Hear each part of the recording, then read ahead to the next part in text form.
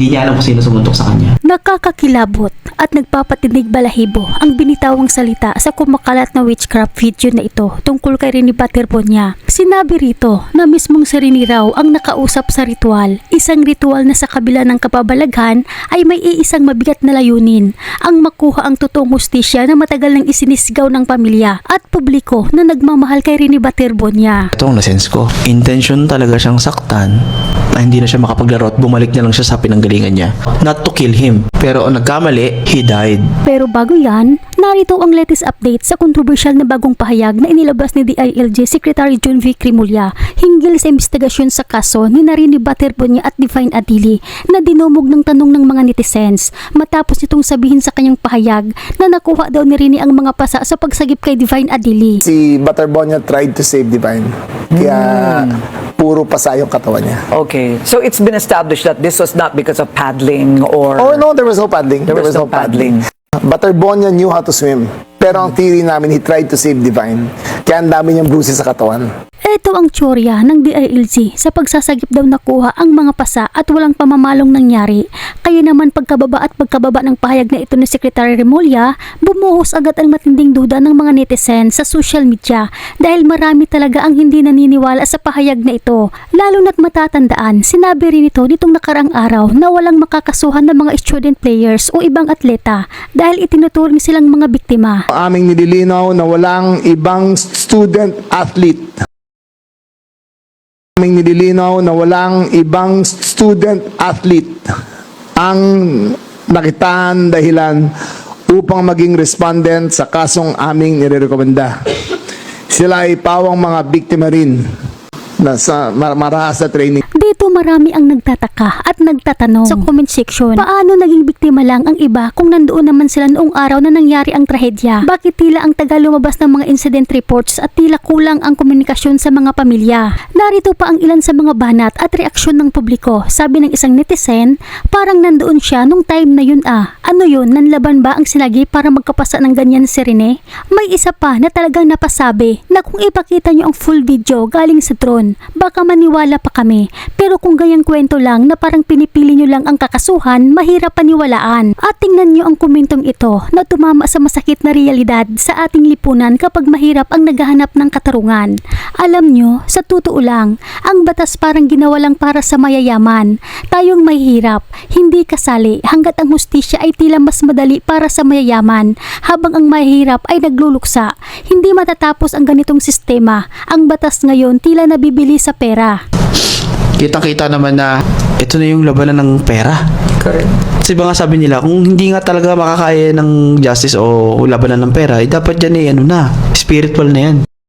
Wala naman sila dun sa ganun talaga yung kasi yun nga, mayaman. Huwag nyo na ipagkait sa akin to. Nangyayari talaga ito sa totoong buhay, lalo na kung mayayaman ang kalaban. Kaya ang iba ay walang makuha na hustisya at sa kagustuhan malaman ang totoo, lalapit sila sa isang faith healer. Isang ritual na sa kabila ng kababalaghan ay naglalabas ng saloobin na kung ang hustisya sa mundong ito ay hindi na makuha sa patas na labanan dahil sa pera-pera na lang ang umiiral, ay may ibang puwersa na lalaban para sa kanila. Isang mensahe na nagpapakita na ang karapatang ipaglaban ang katotohanan ay hindi lamang para sa mga nasa tuktok, kundi para sa pamilya at publiko na nagmamahal kay Rene Baterbonia. Narito sabay-sabay natin pakinggan ang buong video. May gusto daw ipaabot si Rene sa kanyang pamilya. Panoorin natin ang buong pahayag ng ritual na ito. Yung ginawa namin kaninang ritual, yun yung standard. Hindi ko sila masyadong tinakot kasi wala naman nakakatakot sa espiritu ni Rene. At ang gusto ko lang ay ma-witness nila at maramdaman nila yung mga huling sandali ng mga naramdaman ni Rene. So patunay para sa inyo rin na nakausap ko talaga siya. Alam ko na yung mga sasabihin ko dahil noon pa niya sinabi. Ngayon ko lang ilalabas. So ito na, sana maging handa kayo ha.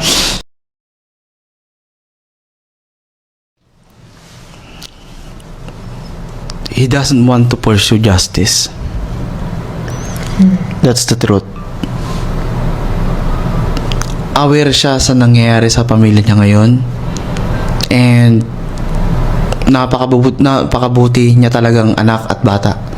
Dahil according sa kanya pinapaano niya sa akin, napakabigat itong mga sabihin ko, pero kung ano man daw yung nangyari sa kanya ay ginusto niya. Ang mensahe na to ay hindi lang para talaga sa pamilya niya, kundi para sa inyo mga sumusuporta sa kanya at mga biglang nagmahal sa kanya. Nabait na bata talaga ito. Wala siyang sinisi sa kanyang pagkamatay. Ginusto niya yung nangyari sa kanya. Kumbaga, he went to that training for his family and he never gave up. Yun nga lang, yung training na nangyari sa kanya is ikinamatay niya. Wala siyang sinisisi sa kanyang pagkamatay. Wala siyang galit kahit na kanino. Na-appreciate pa niya yung tulong ng tao na dahil sa nangyari sa kanya is hindi ko mabigkas o sabi yung lengguwahe niya sa Davao, sa province language niya, pero sa Tagalog, nagkaintindihan kami, of course. Yung justice na hinihingi natin ay he doesn't want to pursue that. He is peaceful and he is okay. Gusto lang niyang sa mga pamilya niya iparating na mahal niya sila. Natupad niya yung pangako niya. At yung mga blessings na meron ngayon yung pamilya niya, yun yung naging sacrifice niya para sa kanila.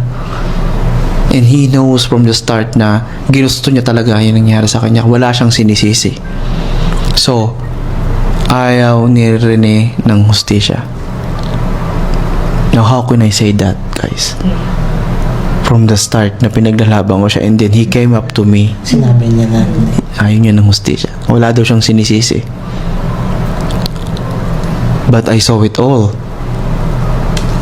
I saw it all na sense ko. Ito, sa akin na to, perspective na to. The original plan is to intimidate him, cripple him for life. So, totoo yung mga, para sa akin lang ito na sense ko na bilang paihtiller o manghula. O, syempre, huwag yung, diba? Wala akong binabanggit na pangalan. Lagi kong sinasabi, wala akong sinasabing dinedirekta, wala akong pinagbibintangan, wala akong binabanggit na pangalan. Proven, guilty until proven nga, diba? So, yun. So, hindi naman to false information. Ito naman marami rin namang mga nagko-cover. Wala akong binabanggit na universidad, wala akong binabanggit na pangalan. Pero ito ang nasense ko. Intention talaga siyang saktan and to cripple him, to hurt him, na hindi na siya makapaglaro at bumalik na lang siya sa pinanggalingan niya. That's the plan. na siya mismo ang sumuko. Na siya mismo yung sumuko. Not to kill him. Not to kill him. Pero ang nagkamali, he died. So, yung sinasabi nilang homicide na planado nga, na ngayon binabawi na nila kung sino-sino na pinagbibintangan nila. So, di ba? For my perspective, na nag-aral din naman ako ng law kahit paano, nag-criminology ako, that's involuntary manslaughter. Hindi ginusto pero minamatay, someone should be held accountable. And yun nga, may dapat pong managot. So yun yung nasense ko, na he was really beaten. Kung ano man nangyari sa kanya, na ginawa niya ng team building or training nung time na yon, na para silang may sacred ritual nga. Letter H, yung word na yon, which is hazing. Sabi nila yung mga until ang final test niya na yun. So, in-intimidate talaga siya. And he knows that. Alam niya yun. And Rene, ang motivation ni Rene ay pamilya niya. Hindi susuko to. Talagang ikakamatay niya yun. And yun nga yung nangyari. Sinubok niya yung pagmamahal niya. And now, na he died, he came up to me. You came up to me na saying na ganun siyang mapagmahal talaga na tao. Wala siyang, wala siyang pinagbintangan, wala siyang sinisi. Na gusto niyang mabuhay ang pamilya niya ng okay naman na kayo Huwag na kayo mabuhay ng masama, na may galit or ganun. Na yun yung mensahe ni Rene. Na pinag-isipan ko ng mabuti. Kaya humugot ako ng suporta at presence sa kanila para masabi ko to. Na may kasama ako sa kwarto na to, na yun yung mensahe ni Rene sa inyong lahat. Na-appreciate niya yung pagtulong niyo sa pamilya, na-appreciate niya yung mga pagbibigay, pero yun, dami niya nilang blessing ngayon, di ba? Wala nang i-reclam. Talagang nagampanan niya yung pagiging niya. You're a hero, Rene. So yun yung reason. Yun yung mensahe ni Rene sa pamilya niya. Tinuring niya pa rin mga kapatid, yung mga huling nakasama niya. Grabe. Pero that's one thing, Rene. That's your peace. Ayaw mo lang sarili mong hustisya. Pero kailangan niya ng magulang mo. Correct. At inaas ng magulang niya. Yes. Kasi ang daming nag-aantay ng para makuha niya yung justice. Yes, sana maintindihan mo rin na yung pinaglalaban namin ay para sa'yo at para sa pamilya mo. Simbolo ka ng lahat na hindi lang ang justice ay para lang sa mayaman. Correct. Yun yung naging simbolo mo rito. Na-appreciate namin na ikaw talaga ay ganyan ka, buting tao, kabusilak. But you don't mind your own justice, but we do. And I am the one na who started this justice ritual na ginaya na lang ng iba, but tulong na rin yun, of course. So ito yung mensahe po ni Rene Bato Bonilla. He doesn't care about his own justice. Yun yung mensahe na gusto niya iparating sa inyong nagmamahal sa kanya ngayon. Nakitang-kita niya. Hindi niya pinakita sa amin yung mga specific na tao. Pero pinakita akong mga dumadaan. Meron, yes. Pero hindi niya There's no pinapakita specific yung mismong image. tao. Wala naman. Pinapakita niya, oo, may dumaan, may ganitong nangyari. May mga naririnig- nag-uusap. May nag-uusap. Oo. May narinig. May Pero mga merong ganito. identical na voice, alam ko. Mm. Na meron kayong voice na yun yung mainit social media. Nandun yung boses niya. He was at the scene. So yes.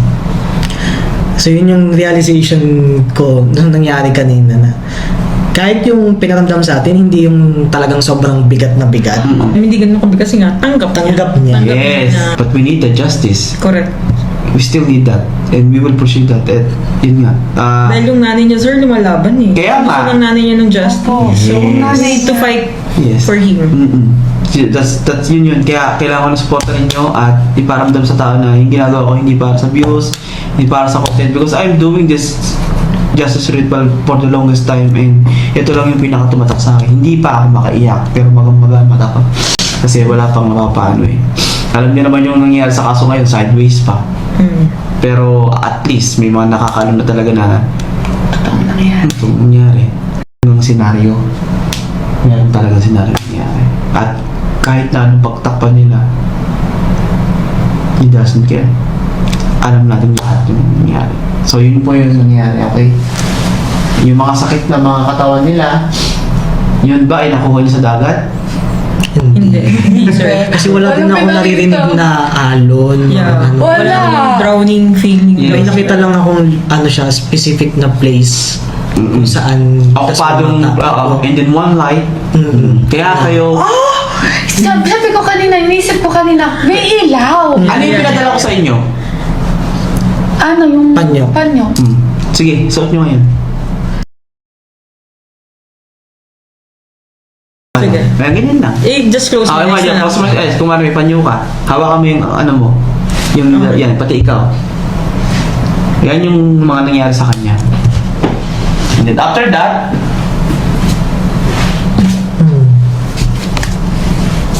initiation rites. Nakapiring ang mata, hazing. Okay. Tandalin niya na. That's it. Ito. Kaya kayo pinagdala ng panyo. Kasi ganun yung ritual rites na ginawa. Hindi niya alam kung sino sumuntok sa kanya. Hindi. Pero lahat yun nag-participate. Ganun ang gising na ano eh. Pero wala tayong binabanggit na pangalan. Wala tayong inaakusahan. Diba? Wala tayong inaakusahan. So, safe tayo lahat. Wala tayong inaakusahan. So, feel free. Freedom to speech yan. Meron siyang mga internal bleeding. Internal bleeding sa akin. So, yun po ang nangyari kay Rene. Base lang sa aking hula. Hula lang po. Sobrang worse. Yes. Kaya rin fight for your justice. Kaya, totoo yun. Kaya, Hindi biro yung naramdaman. kaya nga, mananagot ang dapat managot. Hindi natin sila patutulugin. Hindi natin sila Patatahimikin. patatahimikin. So, unahan na kayo. Walang makukulong. But kung ano man yung mga mangyayari sa mga personal lives nila,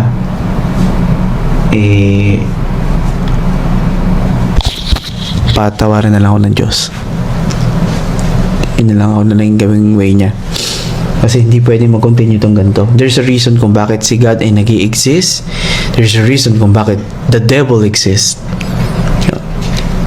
So yun, nakakalungkot yung nangyari sa kanya. Tapos ganun yung mensahe niya na how can I tell that to the people na ganun yung gusto pala niya. And we will still, nangangako ako sa inyo na makukuha ang hustisya. Makukuha ang hustisya. So abangan po natin yung mga magiging resulta ng mga kaso niya na sideways na. Dahil kung sino-sino na mga pinagkakasuhan nila na wala naman doon sa scene. Wala naman sila doon sa ganun talaga yung kasi yun nga mayaman. Huwag nyo na ipagkait sa akin to ha. So kitang-kita naman na labanan dito, patagisan kung sino magaling paid healer kasi ito na yung labanan ng pera. Correct. Kasi ba nga sabi nila, kung hindi nga talaga makakaya ng justice o labanan ng pera, dapat yan spiritual na yan. Ritual na yan, ulam na yan ganyan, di ba? Ito yung binibitaw yung salita Bara-barangin na to, di ba? Yun. So, let's see kung ano yung pagkakalob sa atin ng Panginoon. At Rene Bator Bonilla, ang message namin sa iyo ay Fight fair justice kasi mag-reflect yan sa ating lahat na Yes. dapat ang justice is hindi lang sa mayaman. tama. Dapat is justice para kahit sa mga mahihirap na tao is deserve makakuha ng hustisya. Napakahirap para sa isang magulang na tanggapin na lang ang nangyari nang hindi nalalaman ang buong katotohanan, di ba? Lalo pat lumisan lang ito sa kanila para sana sa magandang kinabukasan. Malakas ang pangangatawan tapos uuwi ng nakakabaong. Kaya kung ikaw naman ang tatanungin kabayan, bilang isang magulang o kung ikaw ang ina na rin ano ang opinion mo dito? Dapat bang ihinto ang paghahanap ng hustisya o ilalaban hanggang sa huli para magkaalaman at mapanagot ang dapat na managot? I-komento nyo ang inyong opinion sa ibaba. Salamat.